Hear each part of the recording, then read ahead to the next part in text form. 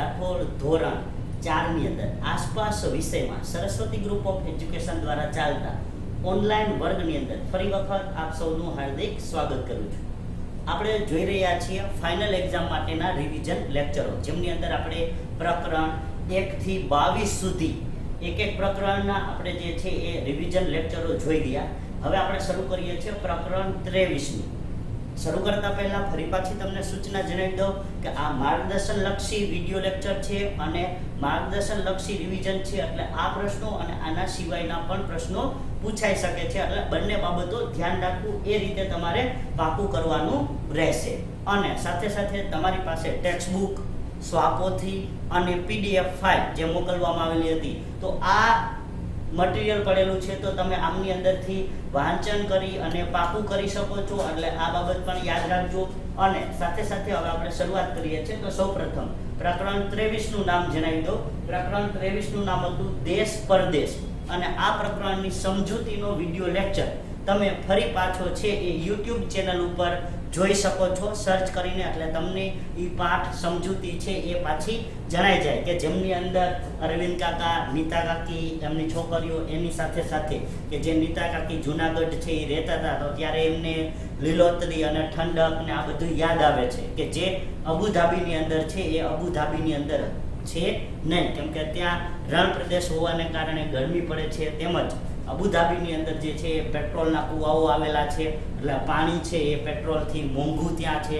કેમ કે જેમ આપણે અહીંયા પાણીની કિંમત છે એ કાંઈ નથી, કેમ કે આપણે કૂવાની અંદર પાણી મળે છે એટલા માટે. તો એવી જ રીતે ત્યાં કૂવાની અંદર પેટ્રોલ મળવાને કારણે ત્યાં પેટ્રોલની કિંમત કાંઈ નથી, પાણીની કિંમત છે એ લોકોને વધારે ચૂકવવી પડતી હોય. તો આના કારણે આ ચેપ્ટરની અંદરની આપણે સમજૂતી મેળવી હતી. સાથે સાથે તમે ટેક્સ્ટ બુક વાંચશો તો પણ તમને ખ્યાલ આવશે. અને એની સાથે સાથે આપણે બાબત જોઈ હતી વિમાનની, કે વિમાનમાં જ્યારે બેસીએ છીએ તો એ વિમાન જે છે એ લેન્ડ થાય અને ટેક ઓફ કરે. તો આ બધી બાબતોની અંદર છે એ આપણે ચર્ચા કરી ગયા હતા. પરંતુ આપણે આ રિવિઝન લેક્ચરની અંદર પ્રશ્નોત્તરી દ્વારા સમજૂતી મેળવીએ છીએ. તો ચાલો શરૂઆત કરીએ. તો એમની અંદરના વિભાગ 1 ની અંદર જે વૈકલ્પિક પ્રશ્નો આપણે પૂછાય છે, તો એવા વૈકલ્પિક પ્રશ્નો વિશે આપણે જોઈએ. તો સૌપ્રથમ અરવિંદ કાકા ક્યાં રહે છે?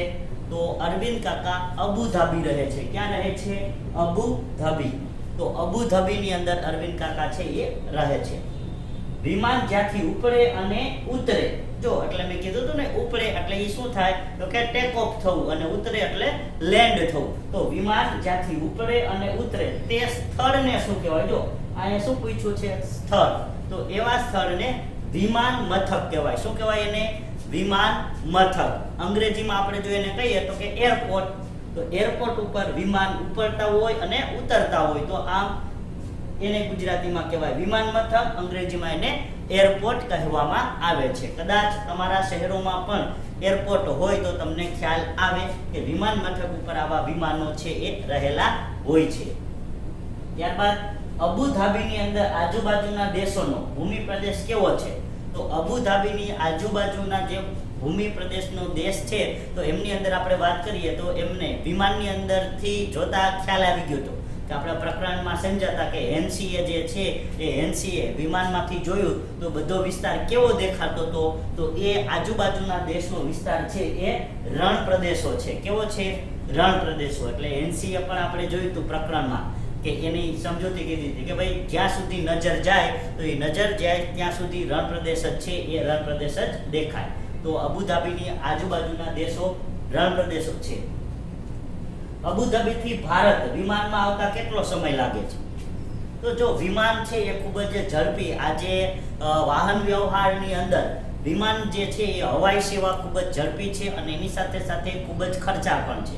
કે જે રોડ રસ્તા, જહાજ એટલે કે જળમાર્ગ દ્વારા આવીએ, ટ્રેનમાં આવીએ, તો એની સરખામણીમાં વિમાન જે છે એ ખૂબ ખર્ચાળ છે. પરંતુ સમયની એમની અંદર બચત થાય છે, તમને ઝડપથી પહોંચાડી દે છે. તો વિમાન અબુધાબીથી ભારત દેશ આવતા 2 કલાકનો સમય લાગે છે. કેટલો સમય લાગે છે?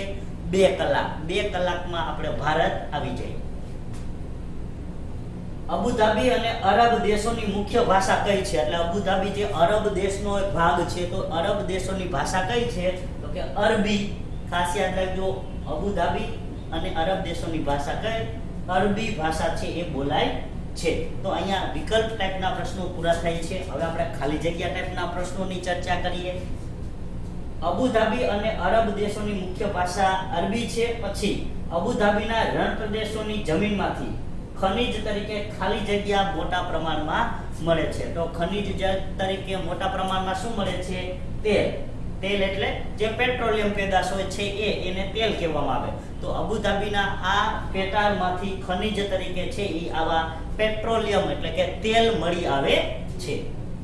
ત્યારબાદ અબુધાબીનું ચલણી નાણું ખાલી જગ્યા છે. તો જો આપણે ચલણી નાણાંની ખબર હોવી જોઈએ, કેમ કે આપણી આસપાસ રહેલા જે દેશો છે તો ત્યાં કયું ચલણ વપરાય છે એ આપણને ખ્યાલ હોવો જોઈએ, કારણ કે આપણે જનરલ નોલેજની માહિતી પણ આપણને હોવી જરૂરી છે. તો અબુધાબીનું ચલણી નાણું દિરહામ છે. ખાસ યાદ રાખજો, અબુધાબીનું ચલણી નાણું દિરહામ છે.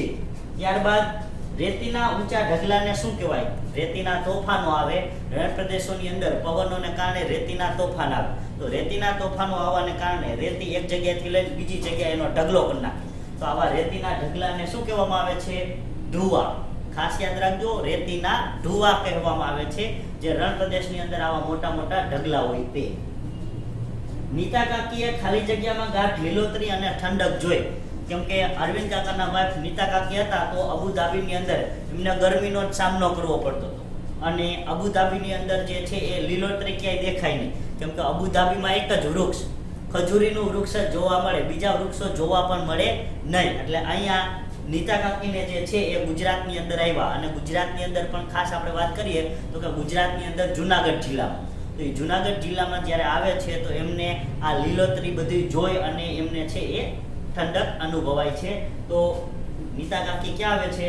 ગુજરાતની અંદર. તો ગુજરાતની અંદર એમને આવી ગાઢ લીલોતરી અને ઠંડક જોઈ અને એમને શાંતિનો અનુભવ થયો, અને સાથે એમને પોતાના જૂના દિવસો છે એ યાદ આવી ગયા કે જ્યારે ગુજરાતની અંદર અહીંયા વસવાટ કરતા હતા તો આ બધી વસ્તુઓ લીલોતરી અને જે આ ઠંડક છે તો એને કેવી મજા આવતી હતી, જે મજા એને અબુધાબીની અંદર છે એ મળતી હતી નહીં. તો આ પ્રકારે નીતા કાકી પોતાના અનુભવ પણ અહીંયા શેર કરે છે, એ પણ આપણે પ્રકરણમાં જોયું હતું. તો ખાલી જગ્યા ટાઈપના પ્રશ્નો પણ અહીંયા પૂર્ણ થાય છે. હવે આપણે જોઈએ ખરા ખોટા. તો અબુધાબી ભારતથી પૂર્વમાં આવેલો દેશ છે. જો અહીંયા શું કીધું છે? પૂર્વમાં આવેલ દેશ. તો આ વિધાન ખોટું છે, કેમ કે અબુધાબી પૂર્વમાં આવેલો દેશ નથી, એટલા માટે આ વિધાન ખોટું છે. એ બાબત યાદ રાખજો. ત્યારબાદ ખજૂર એ રણ પ્રદેશનું કલ્પ વૃક્ષ કહેવાય. કે કલ્પ વૃક્ષ એટલે કે એમની કલ્પનાનું વૃક્ષ અને એમની જરૂરિયાત પૂરતું. તો આ વિધાન સાચું છે, કેમ કે રણ પ્રદેશની અંદર મોટા ભાગે છે એ ખજૂરનું જ વૃક્ષ છે એ થાય છે. પછી એ અબુધાબીનું કે અરબ દેશોની અંદરનો રણ પ્રદેશ હોય કે ભારત દેશનો રણ પ્રદેશ હોય, તો એમની અંદર મહત્વના મોટા ભાગે ખજૂરના વૃક્ષો છે એ ખજૂરી વૃક્ષો થતા હોય છે. તો એટલા માટે આ વિધાન સાચું છે. અબુધાબીમાં પેટ્રોલ પાણી કરતા મોંઘું છે. તો આ વિધાન ખોટું છે, કારણ કે ત્યાં પેટ્રોલ નહીં પણ કયું મોંઘું છે? પાણી જે છે એ પાણી ત્યાં મોંઘું છે. તો પેટ્રોલ પાણી કરતા નહીં, પરંતુ પેટ્રોલ કરતા પાણી જે છે એ પાણી કેવું છે? મોંઘું છે. એટલે આ વિધાન કેવું છે? ખોટું છે, કેમ કે અહીંયા પેટ્રોલ નહીં પણ શું મોંઘું છે? પાણી. એટલે અહીંયા પેટ્રોલ મોંઘું કીધું છે, તો પેટ્રોલ મોંઘું નથી. અબુધાબી દેશની અંદર પાણી જે છે એ મોંઘું છે, એટલા માટે આ વિધાન ખોટું છે. અબુધાબી એ યુનાઇટેડ સ્ટેટ અરબ ઇમારતની રાજધાની છે. યુએઈ તરીકે આપણે એને ઓળખીએ છીએ. ખાસ યાદ રાખજો, એને આપણે શેના તરીકે ઓળખીએ છીએ? યુએઈ. તો એ યુએઈ ની રાજધાની જે છે એ રાજધાની અબુધાબી છે, એટલા માટે આ વિધાન સાચું છે. તો યુનાઇટેડ અરબ અમીરાત. જો ખાસ યાદ રાખજો, યુનાઇટેડ અરબ અમીરાત યુએઈ ની રાજધાની છે એ કયું છે? અબુધાબી. તો આ વિધાન સાચું છે, તેની રાજધાની અબુધાબી છે, એટલે આ વિધાન સાચું છે. તો અહીંયા વિભાગ 1 ની અંદર પૂછાયેલા વૈકલ્પિક પ્રશ્નો જે છે એ આપણે એમનું રિવિઝન કરી ગયા. તમે આના ઉપર નજર ફેરવી શકો છો, એટલે તમને સમજવામાં સરળતા રહે. કારણ કે હવે આપણે વિભાગ બીજો જે પ્રશ્નોત્તરીની શરૂઆત કરીશું, એટલે થોડુંક આપણે નજર ફેરવી લઈએ.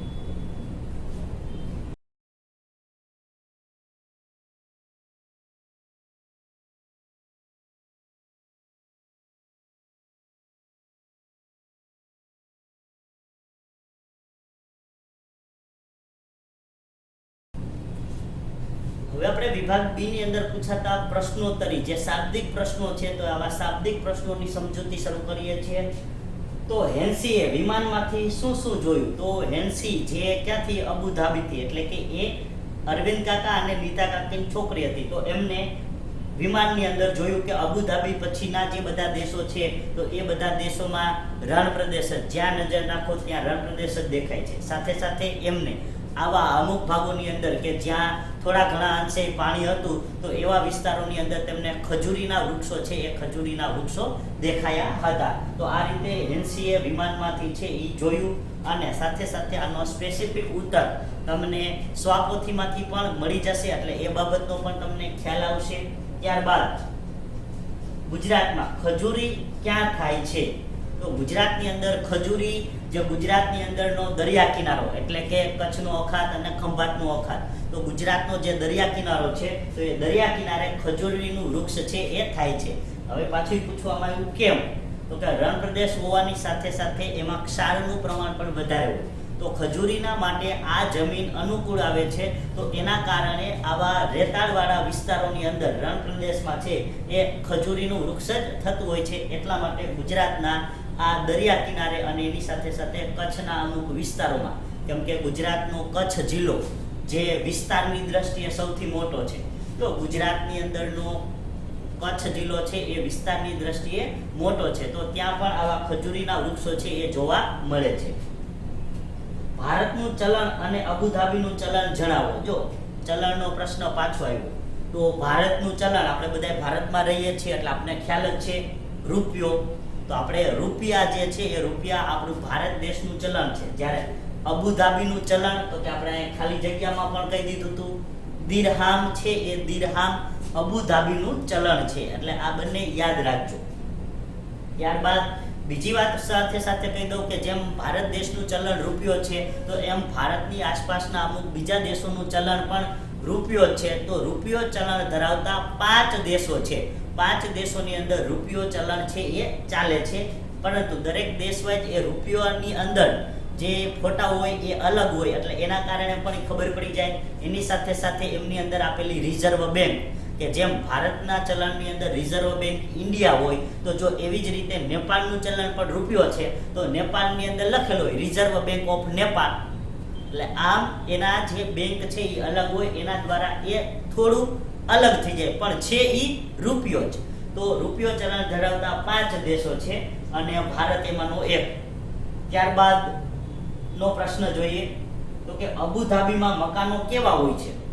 તો અબુધાબીની અંદર આવેલા જે મકાનો છે, તો એમાં ઊંચી ઇમારતો આવેલી હોય, એટલે કે બહુમાળી મકાનો હોય.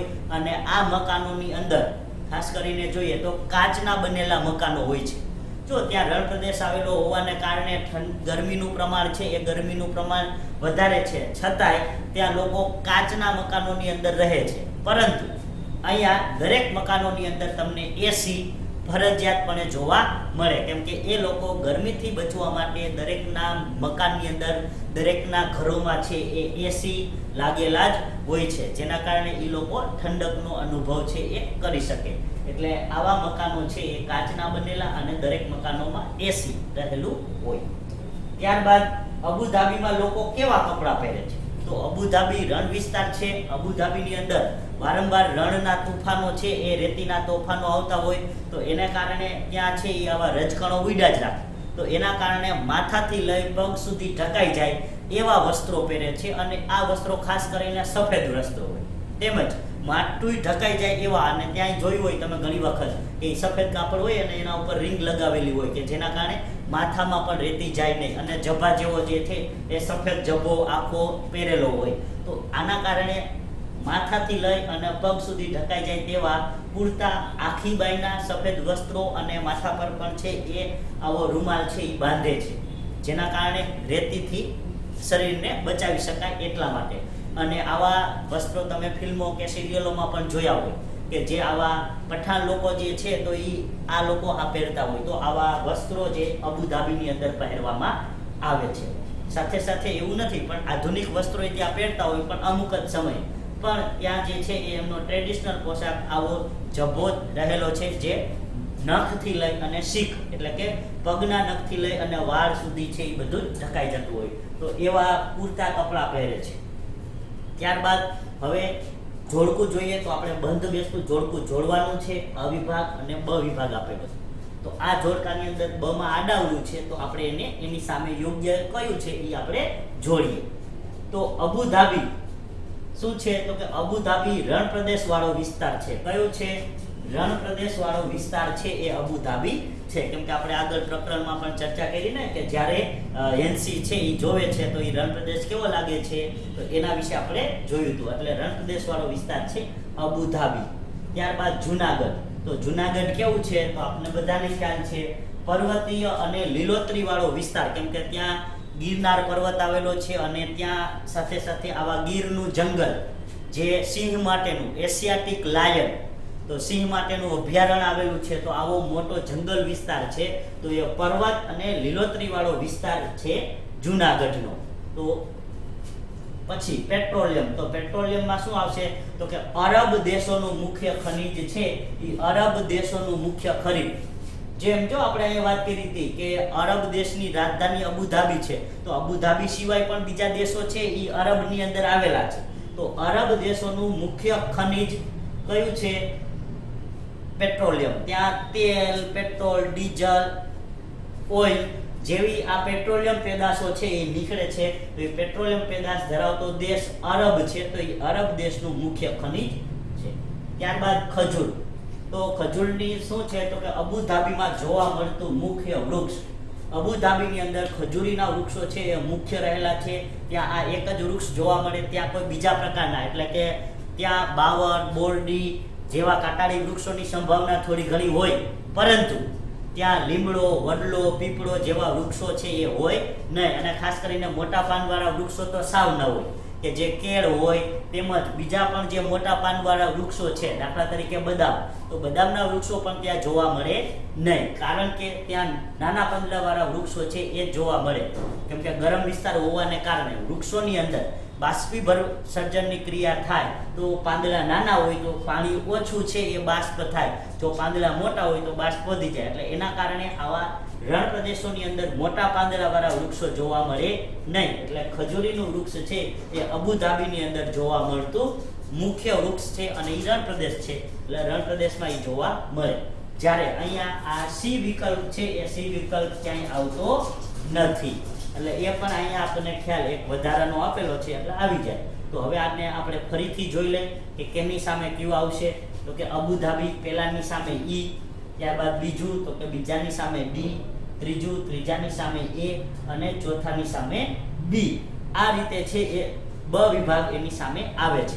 પરંતુ જો આપણે આ ગૂગલ ફોર્મમાં ટીક કરવાનું થાય તો જ આ જે છે એ વિકલ્પ ટીક કરવાનો રહે. પરંતુ જો પરીક્ષામાં લખવાનું થાય તો આપણે કેવી રીતે લખવાનું છે?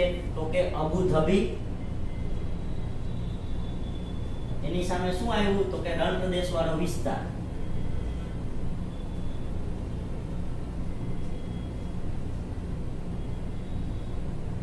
ત્યારબાદ બીજું શું છે? તો કે જુનાગઢ. જુનાગઢ કેવું છે? તો કે પર્વતીય અને લીલોતરી વાળો વિસ્તાર.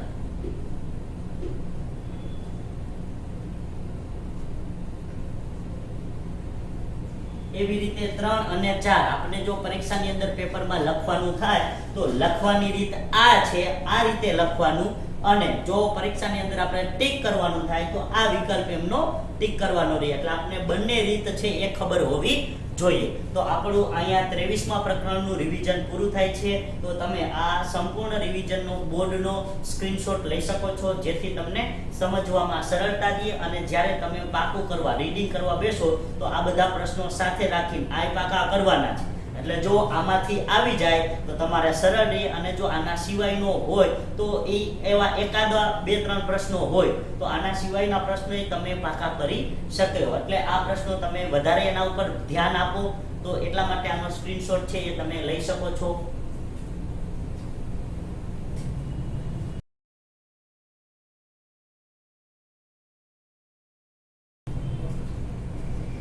તો તો વિદ્યાર્થી મિત્રો, આપણે 23મા પ્રકરણનું રિવિઝન અહીંયા પૂર્ણ કરીએ છીએ અને આ સેશનના અંતે હોમવર્ક સ્વરૂપે તમને વર્કશીટ આપવામાં આવશે. એ વર્કશીટની અંદર પૂછાયેલા પ્રશ્નો સૌપ્રથમ તો એમને લખવાના છે. લખશો એટલે પાકાઈ થશે, છતાંય પણ એને પાકા કરવાના છે અને એ પાકા કરશો જેના કારણે તમારું રિઝલ્ટ છે એ સારું આવે. તો પરિણામલક્ષી પ્રશ્નો હોવાને કારણે તમે આને જે છે એ ખાસ વાંચન કરશો અને પરિણામ સારું આવે. એટલા માટે તમને બધાને બેસ્ટ ઓફ લક.